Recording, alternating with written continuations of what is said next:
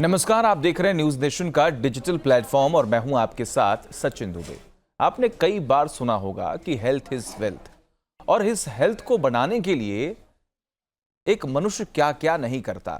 हालांकि कई बार उससे गलतियां भी हो जाती हैं, लेकिन उन्हें समझाने के लिए कई सारे डॉक्टर्स होते हैं, कई सारे उनके मेंटर्स होते हैं जो उन्हें बताते हैं कि आखिर सही क्या है, गलत क्या है। लेकिन इसके आगे अगर हम बढ़ें, अगर आपकी तबीयत खराब हो जाती है, अगर आप परेशान होते हैं, कोई बीमारी आपको हो जाती है, तो एक मनुष्य, एक इंसान क्या सोचता है कि उसे सही तरीके से इलाज मिल सके, जो डॉक्टर हो वो सही हो, वो ये समझ सके कि आखिर मरीज को दिक्कत क्या है। और सबसे बड़ी बात जो आप और हम यानी कि एक लोअर क्लास या फिर मिडिल क्लास जो पब्लिक होती है, वो ये समझती है कि अगर मैं कहीं पर भी इलाज कराने जाऊं तो वहां पर मुझे लूटा ना जाए, वहां पर वही पैसे लिए जाएं जो जरूरी हो और इलाज सही तरीके से हो। कई सारे ऐसे सवाल हैं जो आपके और मेरे मन में हैं। कई सारी ऐसी बीमारियां हैं जिससे बचने के लिए हमें बहुत कोशिश करनी चाहिए। आखिर वो कौन कौन सी बीमारियां हैं, इलाज कराने का सही तरीका क्या है, आपको कहां पर जाकर इलाज कराना चाहिए, डॉक्टर्स पर विश्वास आखिर कैसे बने, ये कई सारे सवाल हैं जो आम जनमानस के जहन में कौंधते रहते हैं। आज ऐसे ही सवालों का जवाब हम जानेंगे, और आज इन तमाम सवालों का जवाब देने के लिए हमारे साथ स्टूडियो में एक खास मेहमान जुड़े हुए हैं। सबसे पहले उनका तारुफ करा दें। हमारे साथ इस वक्त ब्रिगेडियर डॉक्टर राकेश गुप्ता, जो कि डायरेक्टर हैं जिम्स के। आपका बहुत बहुत स्वागत है सर। सबसे पहला सवाल मेरा ये रहने वाला है कि जिम्स, जिसका जिक्र अभी मैंने शुरुआत में किया, ये जिम्स है क्या, इसकी स्थापना कब से हुई, इसका एम क्या है, इसका मोटिव क्या है? देखिए, thank you very much for inviting me in the studio of News Nation. GIMS, जिसको हम Government Institute of Medical Sciences ji sir, और राजकीय आयुर्विज्ञान संस्थान जिम्स के नाम से हम जानते हैं, जो ग्रेटर नोएडा में परी चौक के पास में कासना में स्थित है। ये उत्तर प्रदेश सरकार का एक ऑटोनोमस इंस्टीट्यूट है, like SGPGI। Okay sir. SGPGI की तरह उत्तर प्रदेश सरकार ने ये वेस्टर्न उत्तर प्रदेश के लोगों को अच्छी सुविधा मरीजों को दिलाने के लिए इसको एस्टेब्लिश किया था। इसकी स्थापना 2008 में वैसे हुई थी, 2011 में इसकी बिल्डिंग बन गई थी, लेकिन एक्चुअली 2016 में इसको SGPGI की तरह एक संस्थान बनाने का डिसीजन लिया था। एंड 2019 में हमने इसका मेन ऑपरेशन से स्टार्ट किए, जिसमें कि हमने हॉस्पिटल 300 बेडेड, उसके बाद MBBS की क्लासेस। तो 2019 से ये संस्थान लगातार बढ़ रहा है, चाहे वो मरीजों की अच्छी सुविधा ट्रीटमेंट करने में है या एकेडमिक्स और रिसर्च, तो तीनों क्षेत्रों में हमारा पूरा कोशिश है कि अच्छे से अच्छा इलाज कर सकें, अच्छे से अच्छी एकेडमिक हम दे सकें और रिसर्च, तो तीनों में हमारा एक फोकस है। That is what we are actually doing it. आजकल हम देखते हैं कि मेडिकल सर्विसेज पर बहुत ज़्यादा खर्चा भी होता है, और जो पब्लिक होती है वो भी डिमांड करती है कि अगर इतना खर्चा हो रहा है तो हमारा इलाज भी सही तरीके से हो सके। अब अगर हम इसमें देखें तो इसमें दो टर्म इस्तेमाल होते हैं, एक प्राइवेट और एक गवर्नमेंट। जैसा कि आपने जिक्र किया कि जो ये संस्थान है वो एक गवर्नमेंट की बॉडी है। मेरा सवाल ये है कि एक बहुत बड़ा चैलेंज आपके सामने भी होगा, एक अनुभव के आधार पर ज़रा हमें ये एक्सप्लेन कीजिए कि इस प्राइवेट और पब्लिक की दौड़ में एक ट्रस्ट गेन करना आम पब्लिक का बहुत बड़ा चैलेंज है, ये कैसे कर पाएंगे आप? देखिए, आपका ये सवाल बड़ा अच्छा है। एंड जब भी मरीज़ बीमार होता है तो वो भी सोचता है उसको अच्छे से अच्छा इलाज कम से कम कॉस्ट पे मिलना चाहिए। बिल्कुल बिल्कुल सही कहा आपने। ना उसके पास बहुत ऑप्शन है। आजकल गूगल पे भी काफ़ी हेल्प मिल जाती है, व्हाट्सअप दोस्तों से, फैमिली फ्रेंड से। तो उन सब की सलाह से एंड पेशेंट अपने आप में भी देखता है। तो मैं समझता हूँ कि सबसे पहले पेशेंट को अपने फैमिली फिजिशियंस, जो जानने वाला है, घर के पास है, जो उसको टाइम ज़्यादा दे सकता है, उसके पास दिखा के उससे सही राय लेके आपको प्राइवेट या गवर्नमेंट, उसके बाद दोनों ऑप्शन हैं। प्राइवेट में अगर आप जाएंगे तो आप ये सोच के जाइए कि आपको इन्वेस्टिगेशंस और आपका जो भी टेस्ट्स हैं उसमें काफ़ी आपके खर्चा होंगे, बिकॉज बहुत सारी बीमारियां ऐसी होती हैं जिसमें कि एक नेचुरल कोर्स होता है जिसमें कि 5 से 7 दिन में ज़्यादातर बीमारियां वो अपने आप में हम तो अक्सर आस पड़ोस में ही देखते हैं, सुनते भी हैं कि कई लोग तो डर के मारे जाते भी नहीं है नहीं, कि तो मैं अगर कह रहा मैं हूँ ये टेस्ट अपने कराऊंगा। आप ही ठीक हो जाती है। हाँ नेचर टेक्स हाँ बिल्कुल। नेचर टेक्स केयर, हम्म।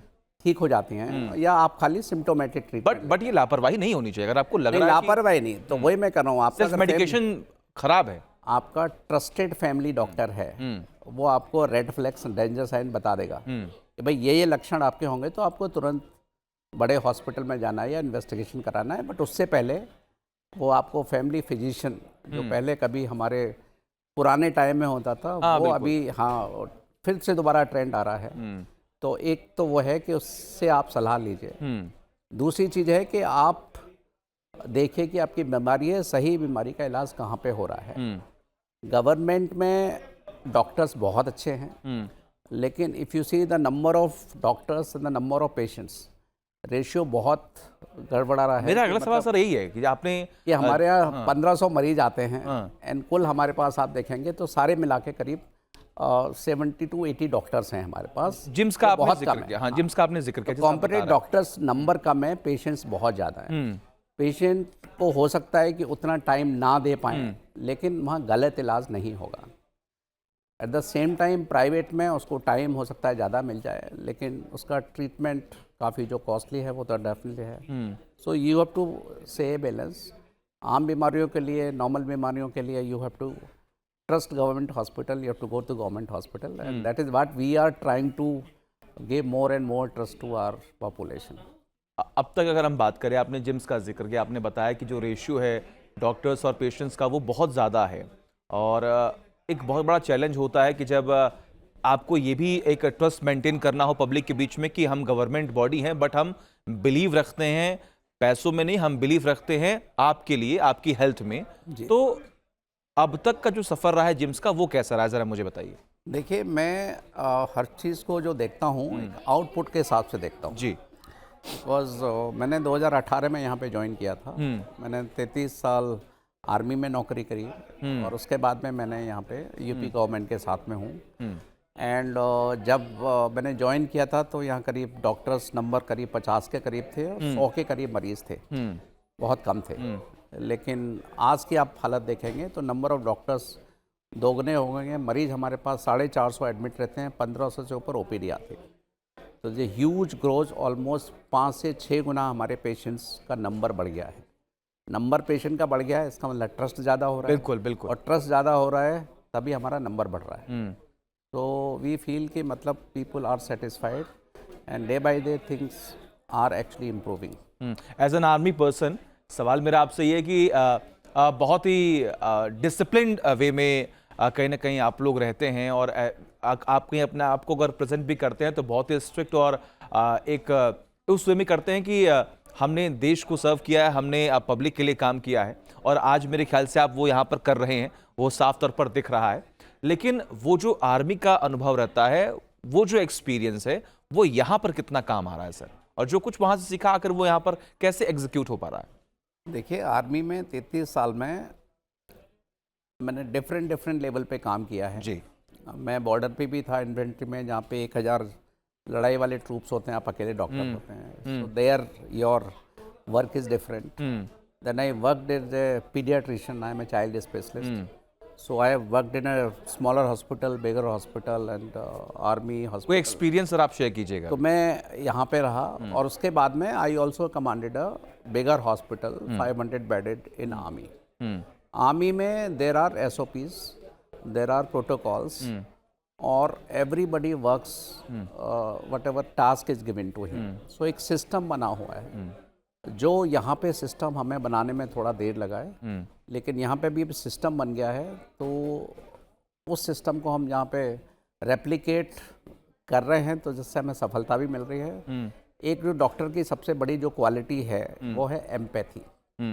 तो अगर एम्पैथी, दैट इज़ व्हाट हम लोग अपने स्टाफ को, अपने डॉक्टर्स को, कि we besides a good doctor you have to be empathy for the patient. और अगर एम्पैथी डॉक्टर्स में आ गए तो फिर आपको सारे काम आपके आसान हो जाते हैं। सर, डॉक्टर्स को तो भगवान का रूप कहा गया है, और जैसा कि आप कह रहे हैं कि आप तो बॉर्डर पर भी सेवा दे के आए हैं, और अब यहाँ पर आम पब्लिक के लिए लगातार काम कर रहे हैं, जुड़े हुए हैं, कुछ ऐसे टॉपिक्स हैं जिस पर बहुत चर्चाएं होती हैं आम पब्लिक में, ख़ास तौर पर कोविड में हमने देखा बहुत सारे प्रिकॉशन लेने की बात सामने आई, वेरिएंट लगातार सामने आ रहे थे, उसी में ये सेल्फ मेडिकेशन का भी जिक्र बार बार हो रहा था। ये कुछ लोग अपने आप मेडिकल शॉप पर गए, वहाँ से कोई मेडिसिन ले ली और फिर आप उसका इस्तेमाल कर रहे हैं। सवाल मेरा ये कि ये जो सेल्फ मेडिकेशन है, कुछ ऐसे मेडिसिन है जिसको गवर्नमेंट ने भी मना किया हुआ है, जो बॉडी है, मेडिकल बॉडी, उन्होंने मना कर रखा है कि आप उसका इस्तेमाल ना करें। नहीं कर सकते। कुछ ऐसे अगर आप बताना चाहें, कुछ ऐसे मेडिसिन हो या फिर सेल्फ मेडिकेशन में क्या क्या नेगेटिव चीज़ें होती हैं जो आप एक्सप्लेन करना चाहें। देखिए, कोविड में से पहले काफ़ी चीज़ें अलग थी, कोविड के बाद अलग हो गई। कोविड ने हमें बहुत सिखाया है। हमारे जिम्स की पहचान भी कोविड से ही बनी है। अच्छा। उससे पहले जिम्स को ज़्यादा लोग नहीं जानते थे, लेकिन कोविड के बाद हमें काफ़ी पहचान मिली है। पहली चीज़ तो आपकी सेल्फ मेडिकेशन वाली है। सेल्फ मेडिकेशन डेफिनेटली हार्मफुल है, अनलेस आप किसी डॉक्टर फ्रेंड से या किसी डॉक्टर से किसी से सलाह लें, या फिर गूगल से, या गूगल पे भी आजकल तो काफ़ी आपको मिल जाती है। जो सबसे खतरनाक दवाई होती है वन इज़ आपका स्टेरॉइड्स। ओके।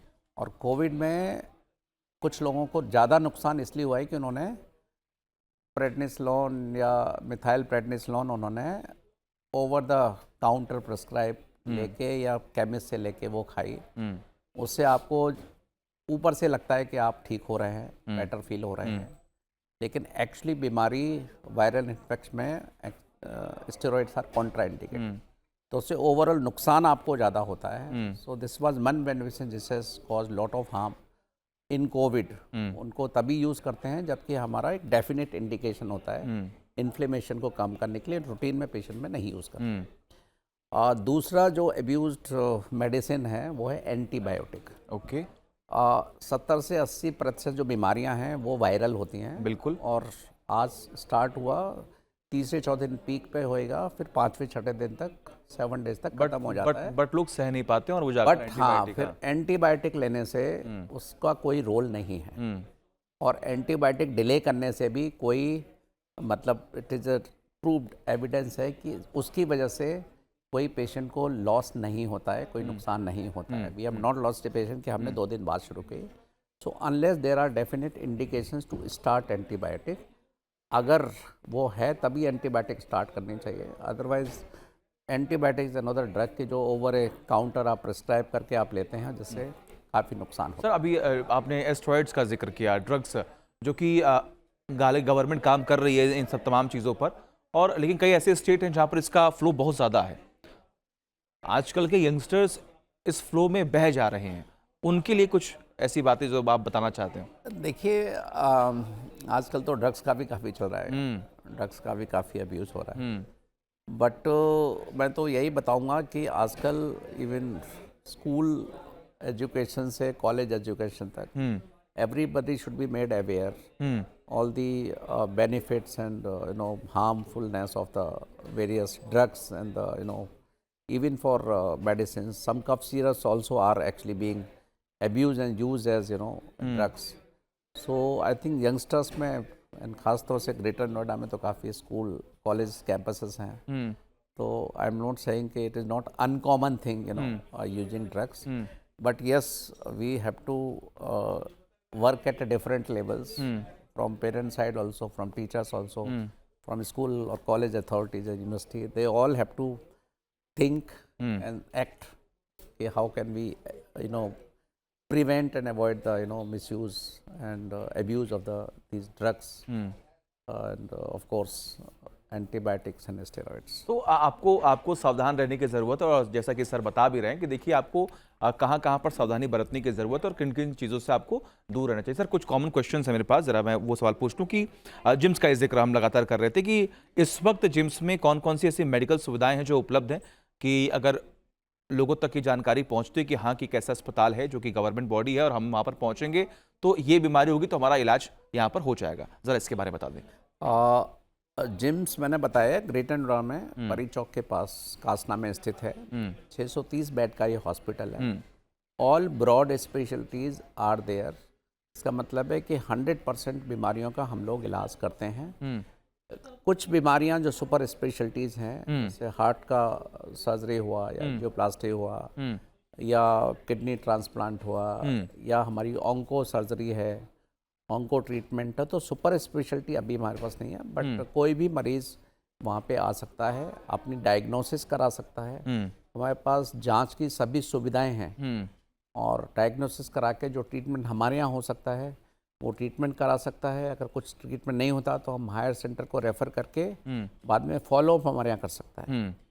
और जितना भी इलाज जिम्स में है, आपको वेटिंग ज़रूर है, बिकॉज मैंने बोला number of doctors are less as compare to the number of patients, but as far as diagnosis is concerned, आपका कोई गलत इलाज नहीं होएगा, आपका कोई गलत अननेसेसरी सर्जरी नहीं होएगी। तो आपका जो भी इलाज वहाँ पे पॉसिबल है, which is almost I should say कि 1/4 of any other outside hospital हमारे यहाँ होता है। और जिस मरीज़ के पास अगर पैसे नहीं हैं, अगर अफोर्ड नहीं कर सकता, तो हम लोग उस मरीज़ का भी पूरा का इलाज हम वहाँ पे फ्री करते हैं।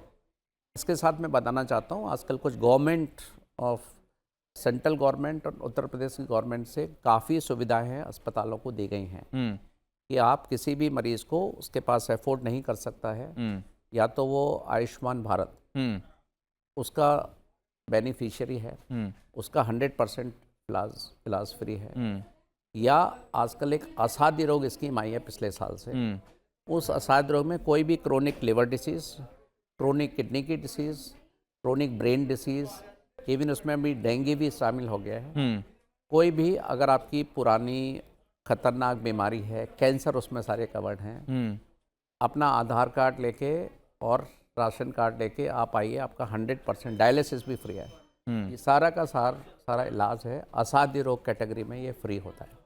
अभी इसके सर साथ भी अगर ये सब भी नहीं है और आपकी बीमारी अलग है जो उसमें फिट नहीं हो रही है, तो हम लोग उसकी समरी बना के मुख्यमंत्री राहत कोष बिल्कुल उनके पास हम भेजते हैं और वहाँ से हमारा विद इन ए वीक पैसे आ जाते हैं और मरीज़ का इलाज होता है। तो मैंने इससे अच्छा गवर्नमेंट का सपोर्ट कहीं नहीं देखा है, और कोई भी मरीज़ हम चाहते हैं कि असंतुष्ट होकर नहीं जाता, उसका सबका ट्रीटमेंट हम लोग करते हैं। रिसर्च को लेकर सर क्या वहाँ पर प्रोसीजर्स हैं? सवाल मेरा ये है कि आजकल हम देख रहे हैं कि बच्चों को लेकर भी जो प्रिकॉशंस है अपने पेरेंट्स में, वो हम लगातार देख रहे हैं। बहुत ज़्यादा सिक्योर वो फील कराने की पूरी कोशिश करते हैं, कभी ये खाना नहीं देना है, कभी वहाँ नहीं जाना है, कभी धूल से दूर रखना है। ये है कि सवाल मेरा कि क्या कोई बच्चों से जुड़ी बीमारियों पर क्या कोई विशेष रिसर्च की गई है अब तक? देखिए, मैं अभी आपको मरीजों की इलाज के बारे में बता रहा था, फिर एकेडमिक्स और रिसर्च है। जहाँ तक रिसर्च का सवाल है, हमारे पास separate department of medical research है, जिसमें कोई भी हमारी जो 21 स्पेशलिटीज़ में कोई भी वहाँ पे प्रोजेक्ट कर सकता है। हमारे पास साइंटिस्ट हैं डेडिकेटेड, जो फैसिलिटेट करते हैं आपके डेटा कलेक्शन में, डेटा एनालिसिस में, आपको स्टैटिस्टिकल एनालिसिस में, तो वो सारा का सारा करते हैं। जहाँ तक बच्चों पे हमने काफ़ी टॉपिक्स हैं, एक नहीं मोर देन 10 टॉपिक्स हैं जिस पे हमने रिसर्च किया है। अच्छा। कोविड के बाद एक बीमारी आई थी MIS-C, जिसमें कि बच्चे को सडनली बीमारी होती है, high grade fever, unconsciousness, severe pneumonia type. तो उसका एक डेफिनेट वो कोविड के बाद ही देखा गया था, जिसका कि हमने यहाँ पे रिसर्च किया था। इसके अलावा यहाँ पे स्क्रब टाइफस में हमने बच्चों में यहाँ पे एक ऑलमोस्ट मोर देन 30 केसेस थे, उसको हमने यहाँ पे किया। स्नेक बाइट के हमारे जिम्स में बहुत केसेस आते हैं और सक्सेसफुली हम उनका ट्रीटमेंट करते हैं। अभी पिछले 4 साल में 100 से ऊपर 100 स्नेक बाइट के केसेस आए हैं, तो उस पर हम रिसर्च कर रहे हैं। इसके अलावा कोविड और पोस्ट कोविड में लोगों को काफ़ी प्रॉब्लम्स रही हुई हैं, बेसिकली लंग्स की रिपीटेड प्रॉब्लम्स, निमोनिया, हार्ट की प्रॉब्लम उन लोगों को ज़्यादा हुई, तो हम लोग उसमें भी हमें रिसर्च कर रहे हैं। तो हमारे 25 करीब ऐसे प्रोजेक्ट हैं जो ICMR से। अच्छा, आजकल सर हार्ट्स के जो केसेस हैं हार्ट अटैक के, वो बहुत ज़्यादा बढ़ रहे हैं। पहले तो चलो ये था कि अगर आप ऑयल का सेवन अधिक कर रहे हैं, या फिर आप अल्कोहल पी रहे हैं, या फिर सिगरेट का अधिक सेवन आप कर रहे हैं, तो ऐसे केसेस बढ़ते हुए हम देखते थे।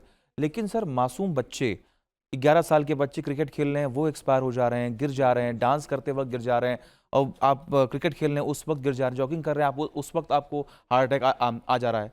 ऐसा क्यों हो रहा है, और इससे बचने के लिए क्या कोई सोल्यूशन है, या सिर्फ ये है कि आपकी बॉडी पर ये सब कुछ डिपेंड करता है? नहीं, देखिए, आप बोल रहे हैं, I agree with you, number of cases have increase and that too in younger age group, बिल्कुल। है ना। स्पेशली जिम में काफ़ी केसेस होते हैं कि आप सडनली, सो डेफिनेटली ये केसेस हमारे इंक्रीज हो गए हैं।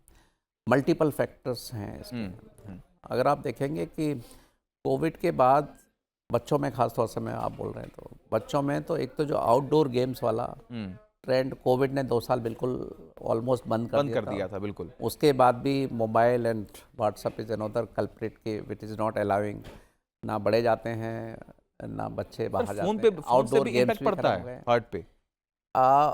बॉडी पे असर पड़ता है, अच्छा। रेडिएशन का असर होता है, आपके हियरिंग पे असर पड़ता है, हार्ट पे डायरेक्टली नहीं पड़ता लेकिन indirectly it is causing lot of obesity in बच्चों, it is causing lot of life style diseases बच्चों में भी और बड़ों में भी। Not only heart disease, incidence of diabetes has increased, incidence of heart problems, hypertension has increased. So these are the lifestyle diseases which has actually increases. Also the age is also increasing. आज की जो आदमी की as है, अगली बात इसके awareness of काफ़ी बढ़ गया है। आजकल हमें काफ़ी कोविड के बाद में भी हेल्थ चेकअप काफ़ी शुरू हो गए, उसमें भी काफ़ी केसेस डिटेक्ट हो रहे हैं। सो देयर मल्टीपल फैक्टर्स हैं, but yes a balance life style where you have a good physical activity, you have a balanced diet, you have a good sleep, good, you know, your ये healthy social lifestyle के environment. मंत्र हैं। या तो ये 5-6 जो मंत्र है, one is balance diet which should have a protein and carbohydrate which is disaccharide और पॉलीसैकेराइड, शुगर नहीं होनी चाहिए, फैट्स कम होने चाहिए, you should have good quantity of vegetables and fruits in your diet. Then you should also have a good exercise. When I say exercise, means at least minimum 45 minutes of walk.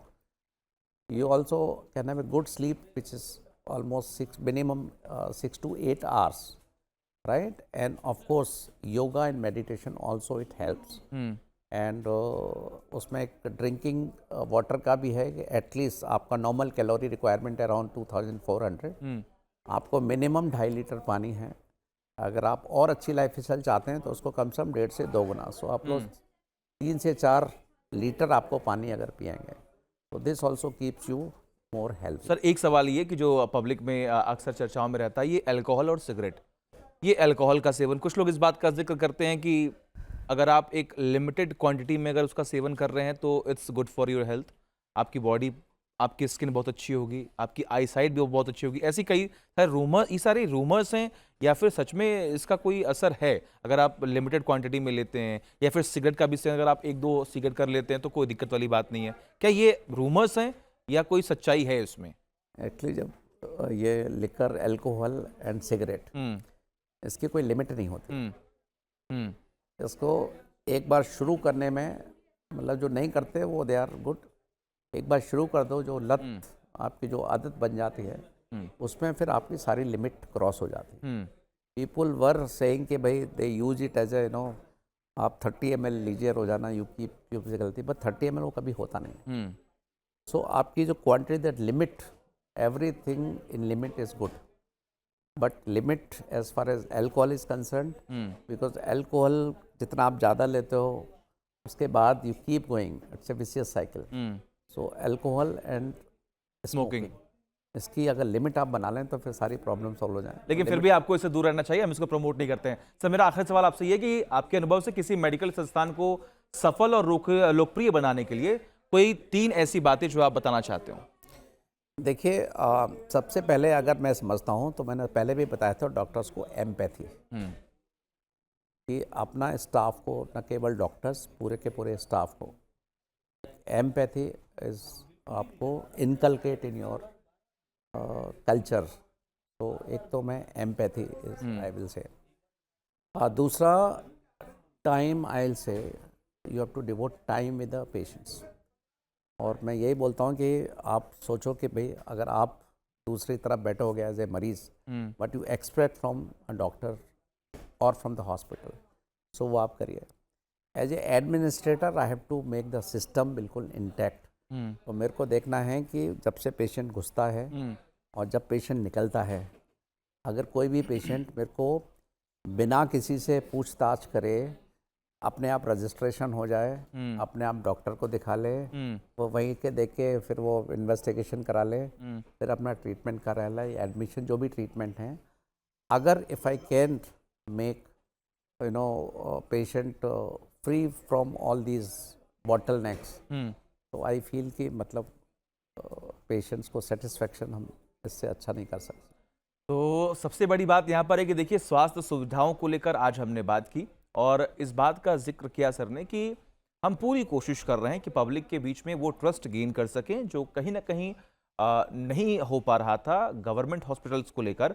और जो gyms हैं आखिर उसमें किस तरीके से इलाज होता है, कौन कौन से डॉक्टर्स हैं, कितने डिपार्टमेंट्स हैं और वहाँ पर किस तरीके से रिसर्च होता है और आने वाले वक्त में और वहाँ पर क्या क्या डेवलपमेंट होने वाले हैं, यानी कि जिम्स अब आने वाले वक्त में कितना विस्तार करने वाला है, इसके बारे में भी सर ने बताया। और सबसे बड़ी बात, एक हेल्दी लाइफस्टाइल जो आम पब्लिक के लिए बहुत ज़रूरी है, उसके बारे में भी सर ने बताया। सर, आप कुछ कहना चाह रहे थे? अब मैं एक थोड़ा और ऐड करना चाहता क्योंकि जिम्स खाली मरीजों का और रिसर्च के लिए नहीं, एकेडमिक्स हैं हमारे पास।